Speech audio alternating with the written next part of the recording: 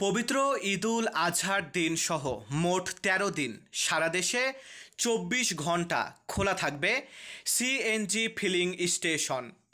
ঈদের দিন সহ এর আগে ৭ দিন এবং পরে ৫ দিন সিএনজি ফিলিং স্টেশনগুলোকে ২৪ ঘন্টা খোলা রাখার নির্দেশ দিয়েছে জ্বালানি ও খনিজ সম্পদ বিভাগ।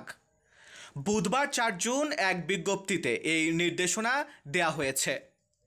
বিজ্ঞপ্তিতে বলা হয়, আসন্ন পবিত্র ঈদুল আজহা উদযাপন উপলক্ষে সড়কপথে যাত্রী সাধারণের যাতায়াত নিরাপদ ও নির্বিঘ্ন করার জন্য সড়ক পরিবহন ও মহাসড়ক বিভাগের সিনিয়র সচিবের সভাপতিত্বে অনুষ্ঠিত এক সভায় এই সিদ্ধান্ত নেওয়া হয়েছে।